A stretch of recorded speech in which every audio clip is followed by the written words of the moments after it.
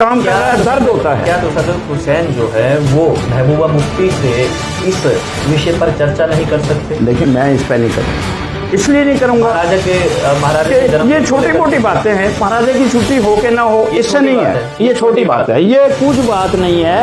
क्या पीडीपी ने बीजेपी का इलेक्शन मैनिफेस्टो नहीं देखा था? क्योंकि उसमें तो देखिए उनका कोर एजेंडा था कि अगर जब भी हम सत्ता में आएंगे तो धारा 370 और 35 तो हटाएंगे, 80% वोटिंग हुई। लेकिन उन्हीं मुफ्ती मोहम्मद सईद ने जब भाषण दिया तो उन्होंने कहा कि पाकिस्तान का शुक्रिया अदा करता हूँ। तो और किसका अदा करते? मोदी का। सुनिए तो, मोदी इस काबिल ही नहीं था। सुनिए तो सही ना, तो इसलिए अदा सुनिए। अच्छा, नरेंद्र मोदी इस काबिल नहीं थे लेकिन सरकार बनाने के लिए काबिल। मोदी की बात मेरे साथ नहीं करनी, क्योंकि मैं मोदी को वजीर आजम तस्लीम नहीं करता हूँ। वजीर आजम होता तो सबका होता।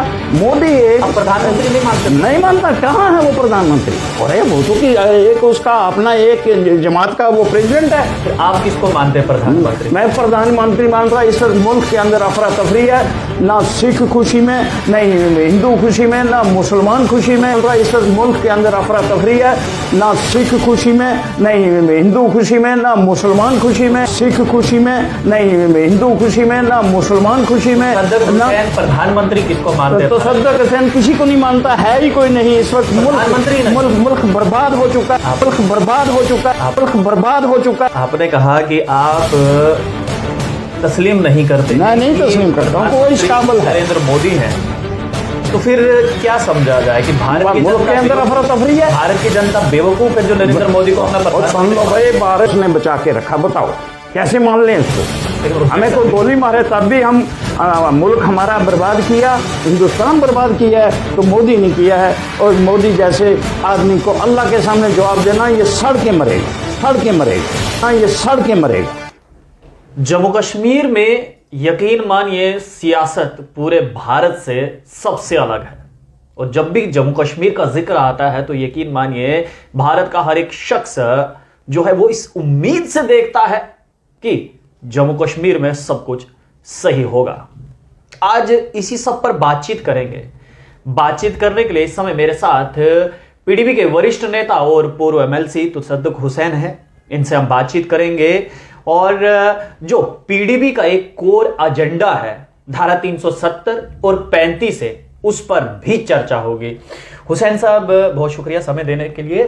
Thank you. मेरा पहला सवाल यही रहेगा, 5 अगस्त 2019 को धारा 370 और 35 से जम्मू कश्मीर से हटा दिया गया जी। पीडीपी तब से लेकर अभी तक धारा 370 और 35A पर ही अटकी हुई है, उससे आगे नहीं बढ़ पा रही है। कारण क्या है सर? कारण सबको पता चल गया। अब पीडीपी ने तो पहले दिन से कहा कि ये हमारे साथ, जम्मू कश्मीर के लोगों के साथ ज्यादती हुई है और ये हमारा वकार का सवाल है, हमारी जम्मू कश्मीर की तामीर और तरक्की का सवाल है, जम्मू कश्मीर के आने वाली नस्लों के एक मतलब ज़िंदगी का एक बहुत बड़ा मामला है। तो उस वक्त तो बहुत सारे लोग थे। मान लीजिए मैं जम्मू में फाल करता हूँ, आप जम्मू में फाल करते हैं। जम्मू वाले हमारे कुछ साथियों को कुछ और सोच थी, दूसरे की और सोच थी। हमारी सोच ये थी कि ये मज़ा इनको तब आएगा जब चखेंगे। आप सबने देख लिया, धारा 370 हटाने के बाद जम्मू कश्मीर के लोगों की हालत क्या है। आज जम्मू कश्मीर के लोगों को ऐसे कर दिया जैसे किसी के सर से चादर उतार के, कपड़े उतार के नंगा करके खड़ा कर दिया। बीजेपी तो कह रही सब कुछ सही है। देखिए, बीजेपी ने जो कहना है वो कहती रहे। लोग क्या कहते हैं आप लोगों की बात सुनो। बीजेपी एक जमात है, उसका अपनी सोच है और उसके भी सारे लोग जो हैं इस वक्त बोलने से कासिर हैं। हुसैन साहब, आपने कहा कि बीजेपी एक जमात है और उसकी अपनी सोच है। उसी हिसाब से अगर देखा जाए तो पीडीपी भी एक जमात है, तो पीडीपी की भी अपनी ही एक सोच है। बिल्कुल है। कैसे ये हो सकता है? कैसे ये जनता कैसे मान ले ये कि पीडीपी की जो सोच है वही जनता की सोच है? मेरी बात सुनिए आप जी। पीडीपी ने जम्मू कश्मीर के अंदर एक वक्त दिया है। पीडीपी ने लोगों के लिए, जम्मू कश्मीर के लिए जो काम किया है वो सामने बोलता है। बीजेपी ने जो काम किया है 2014 से लेके आज तक वो सामने बोलता है। जज लोगों को अभी भी समझ नहीं आई तो फिर कब आएगी? लेकिन हुसैन साहब, कब आएगी? आपने फर्क कब महसूस होगा आपको? 2014 का जिक्र किया, लेकिन आप भी तो सरकार में थे ना? सरकार में थे। क्यों थे?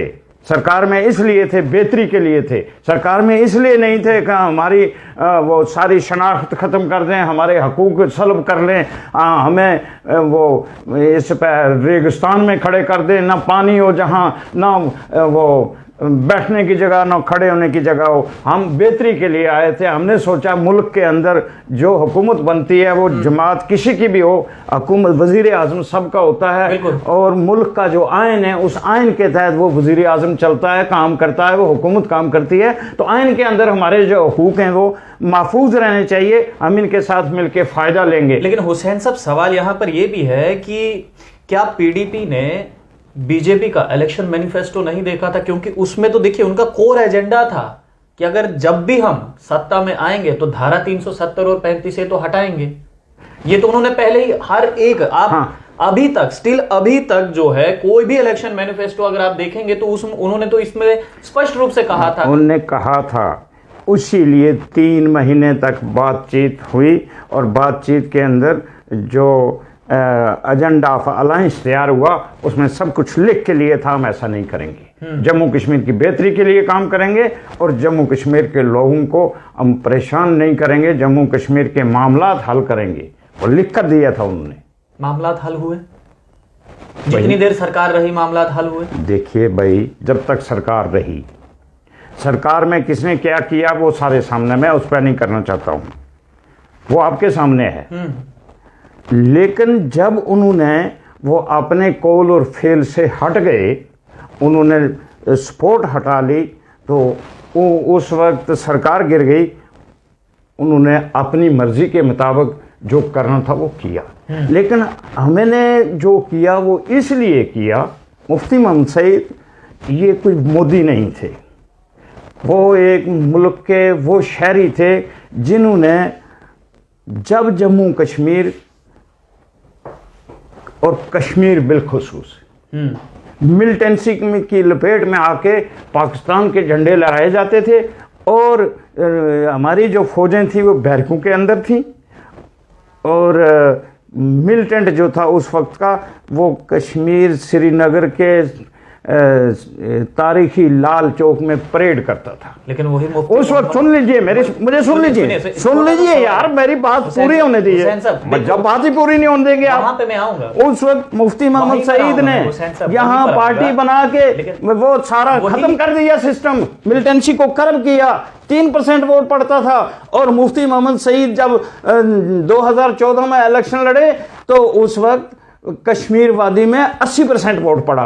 वो हमारा काम था, हमने रियासत को हिंदुस्तान के साथ जोड़ के रखा। लेकिन जब मोदी आए तो उन्होंने बाहर फेंक दिया हमें। 80% वोटिंग हुई, लेकिन उन्हीं मुफ्ती मोहम्मद सईद ने जब भाषण दिया तो उन्होंने कहा कि पाकिस्तान का शुक्रिया अदा करता हूं। तो और किसका अदा करते? मोदी का। सुनिए तो मोदी इस काबिल ही नहीं था। सुनिए तो सही ना, इसलिए अदा किया। सुनिए। अच्छा, नरेंद्र मोदी इस काबिल नहीं थे, लेकिन सरकार बनाने के लिए काबिल थे। नहीं, मेरे बात सुन लीजिए भाई, मोदी का जो आपने देख लिया वो इंसाफ मुल्क के साथ, हिंदुस्तान के अवाम के साथ और जम्मू कश्मीर के साथ, मोदी की बात मेरे साथ नहीं करनी, क्योंकि मैं मोदी को वज़ीर आज़म तस्लीम नहीं करता हूं। वज़ीर आज़म होता तो सबका होता।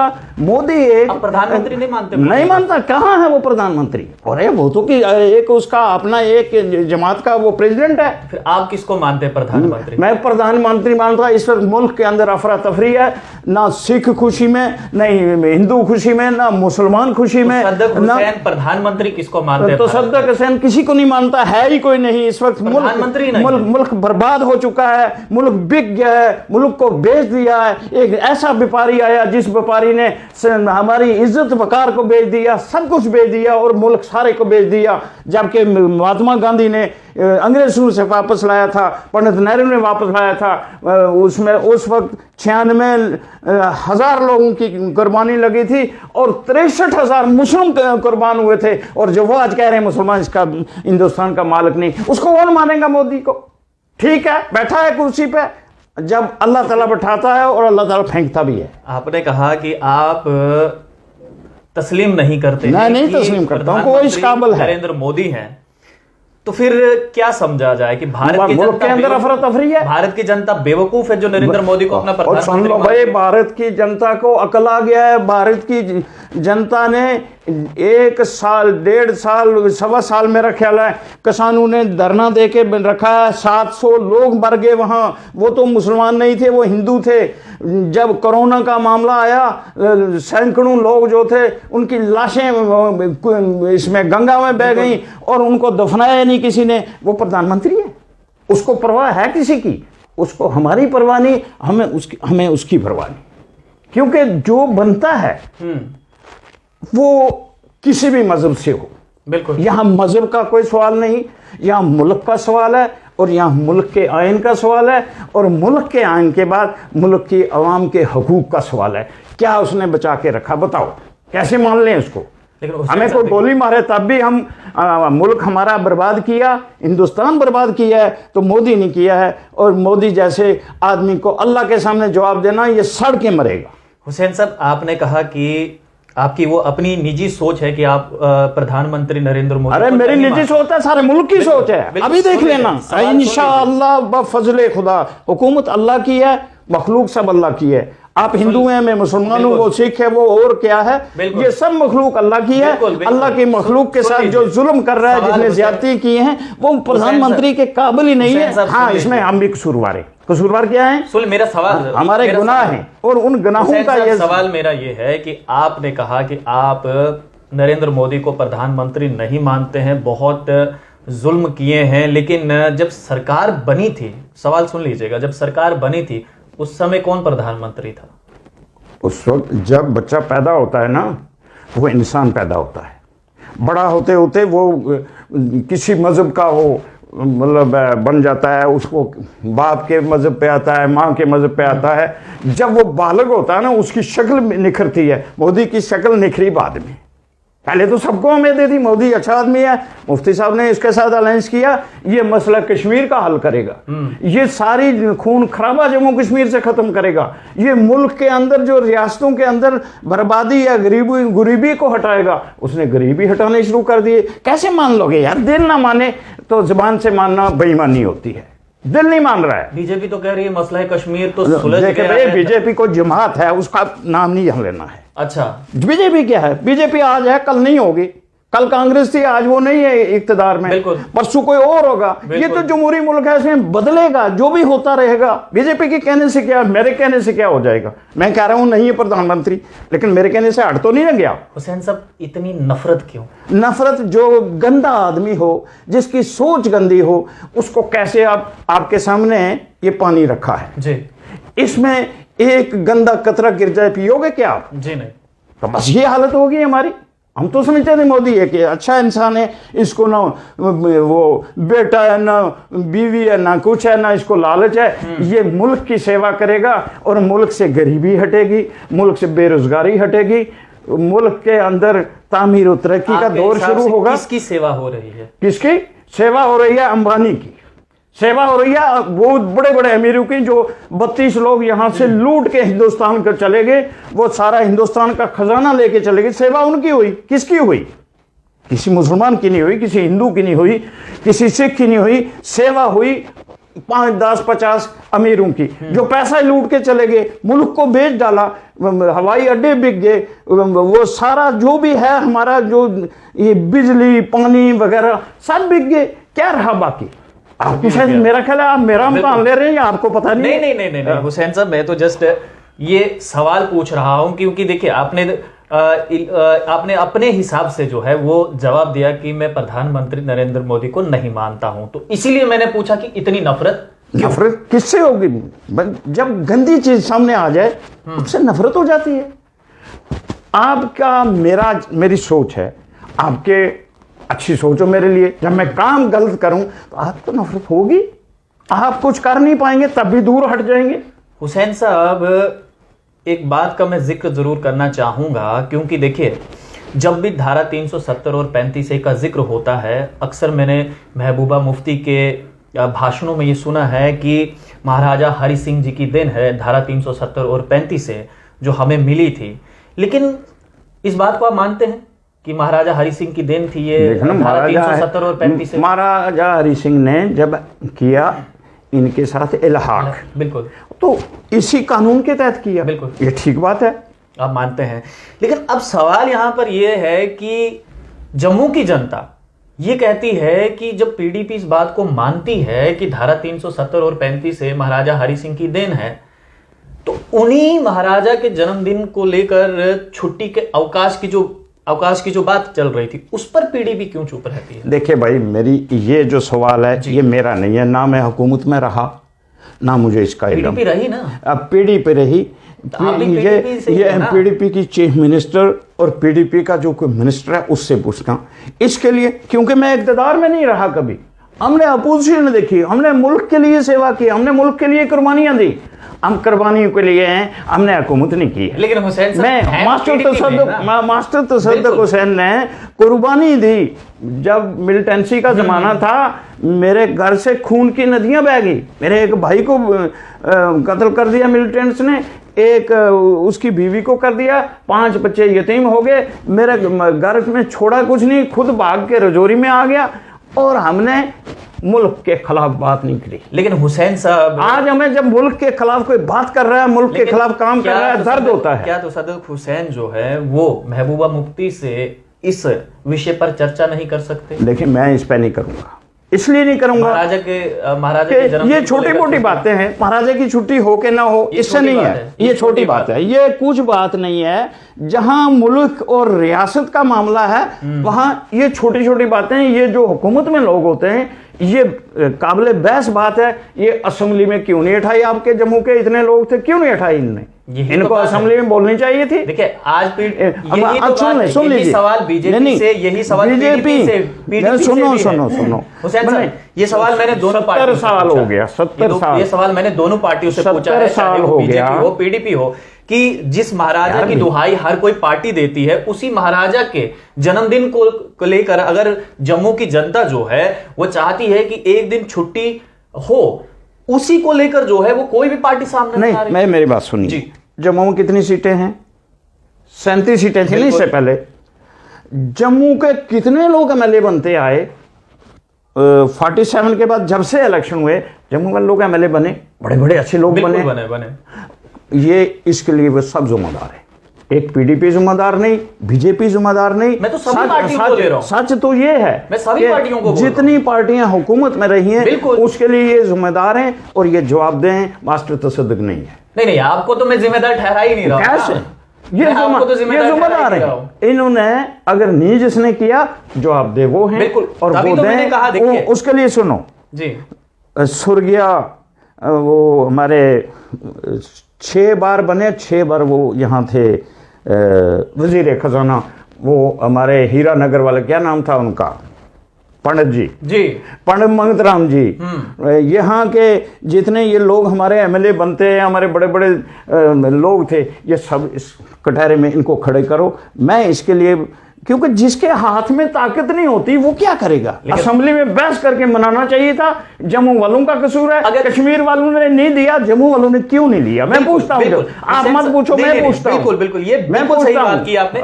लेकिन अगर देना चाहिए आने वाले समय में अगर पीडीपी पावर में आती है तो क्या ये मैं मान के चलूं कि तसद्दुक़ हुसैन जो है अगर इसको असेंबली में लाएंगे, इस पर बहस करवाएंगे? देखिए मेरी बात सुनिए, जो लोग दिल से जो बात कहते हैं वो मुंह से नहीं कहेंगे, वो बेईमान है।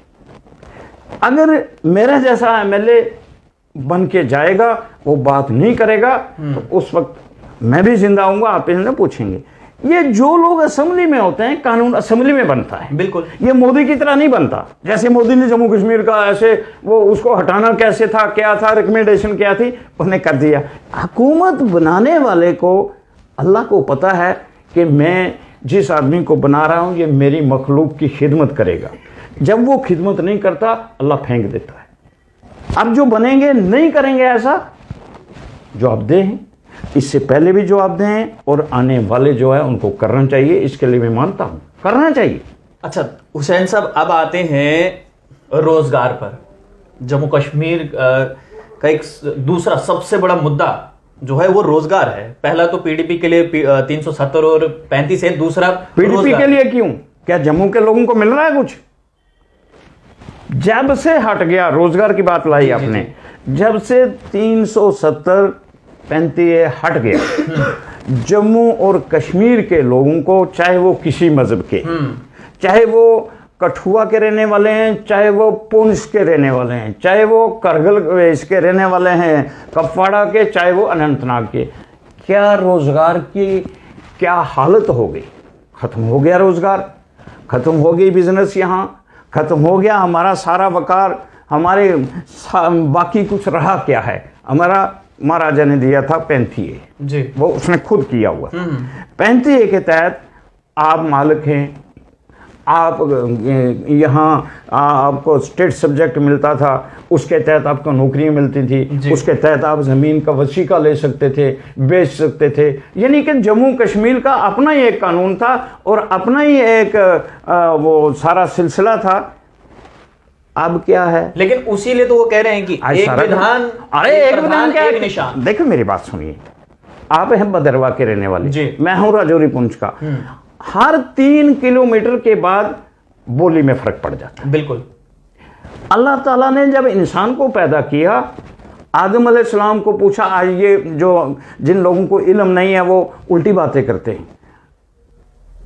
शैतान को अल्लाह ने पूछा, बता इन दरख्तों का नाम क्या है? तो उन्होंने कहा, बारी ताला मैं नहीं जानता हूं। आदम जिसकी सारी औलाद है, आप ही हैं, मैं भी हूं, आने वाले भी चले गए, आने वाले आते रहेंगे, क़यामत तक आते रहेंगे। मेरे मजहब के मुताबिक आप शायद आपका क्या होगा? बिल्कुल। तो आदम ने 70,000 बोली बोली। वो बोली क्या है?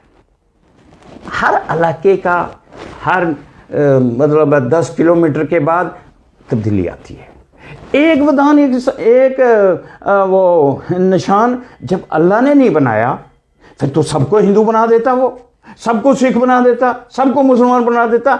ये बाग है अल्लाह का बाग। सुनिए ये अल्लाह का बाग है, इसमें तरह तरह के दरख्त अंबेडकर ने बनाया और उसी संविधान को जो है पूरा भारत मानता है। उम्मीद करता हूं आप भी मानते हैं, वो संविधान को मानते हैं। उसके साथ सब लोग शामिल थे, बिल्कुल। उसमें उसको आप भी मानते हैं, उसको मानते हैं। वही तो एक चीज है, वही तो देखिए, वही एक चीज है जो हमें जिंदा रखती है, वरना ये मोदी आज तक सबको मरवा गया होता। वही तो कह रहे हैं, तभी तो कह रहे हैं कि एक विधान, एक संविधान, एक निशान। एक नहीं चाहिए हमें, एक नहीं चाहिए, दो नहीं चाहिए। वो जहां की जो जरूरत है, भद्रवाह में आपको एक चीज की जरूरत है, वो नहीं देंगे, वो जम्मू वाले के साथ लेंगे कैसे? वो देखिए, वो बात अलग, ये बातें, ये फजूल बात है उनकी। एक विधान, एक निशान, एक प्रधान में दिक्कत क्या है ना मोदी इस वक्त एक प्रधान?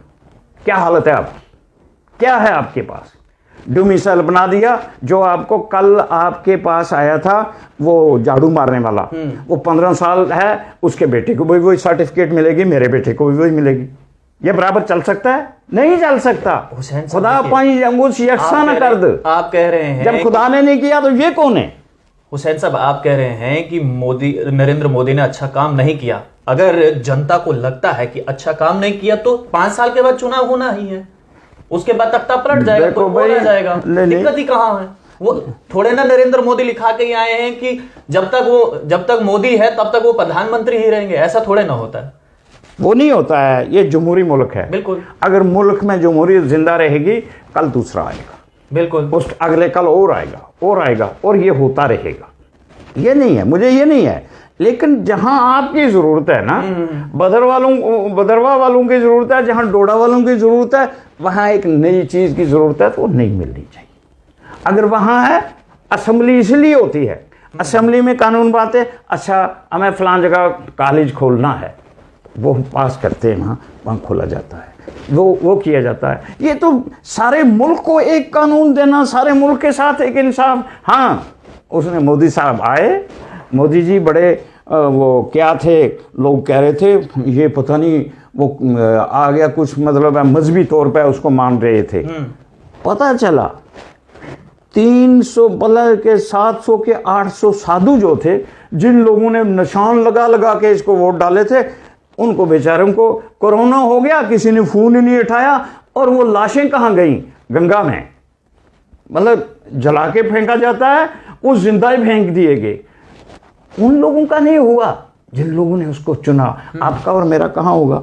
हमने वोट नहीं दिया उसको, वो तो जनता ने डिसाइड, वो जनता जनार्दन है, जनता जनार्दन है। अरे जनता ही सब कुछ भी है, लेकिन जनता ने बुरा नहीं किया था। जो हुकूमत आई, उस हुकूमत ने जनता के साथ इंसाफ नहीं किया, जनता को बर्बाद किया, मुल्क को बर्बाद कर दिया, मुल्क को बर्बाद कर दिया, मुल्क को तबाह कर दिया। 2024 आने वाला है, चुनाव आने वाले हैं, तो जनता बता देगी अगर बुरा किया है तो। अरे 24 को छोड़िए आप, 10 मार्च को पता चल जाएगा। बिल्कुल, 10 तारीख को नतीजे हैं पंजाब और यूपी में आएंगे, कोई बात नहीं, सब्र करके बैठे हैं हम। अच्छा हुसैन साहब, मैं मुसलमान ये मानता है, और पढ़ा लिखा हिंदू भी मानता है, सिख भी मानता है कि इस कायनात को बनाने वाला कायनात को चलाता है। बिल्कुल, जब वो चाहता है उसको कुर्सी पे बैठा देता है। और वो बैठाता क्यों है? ऐसे लोगों को हमारे गुनाह होते हैं, वो धोने के लिए, हमें सजा मिलने की। सजा अल्लाह खुद नहीं देता, बंदे को बंदे से देता है। हुसैन साहब, आप बहुत ही दिलचस्प इंसान हैं। मेरा एक सवाल आपसे, जी फरमाइए। अगर तसद्दुक़ हुसैन को किसी एक शख्स को अच्छे से समझाना हो, वो शख्स कौन होगा सियासत में? मैं नहीं समझ सका हूं, आपका सवाल मेरी समझ में नहीं आया। तसद्दुक़ हुसैन को अगर किसी को अच्छे से समझाना हो सियासत में कि आप ये गलत कर रहे हैं, तो वो इंसान ऐसा कौन सा होगा जिसको आप समझाना? पहले मैं अपने आप को समझाऊंगा। अपने आप को ही समझाएं? मैं अपने आप को ये समझाऊंगा कि जितनी मेरे अंदर बुराई है मैं उसको खत्म करूं। आपकी बुराई मैं नहीं मिटा सकता, बुराई से बुराई नहीं मिटती। बिल्कुल, बुराई मिटती है भलाई से। मैं अपने आप को ठीक करूंगा, आप आहिस्ता आहिस्ता, एकदम नहीं ठीक होंगे।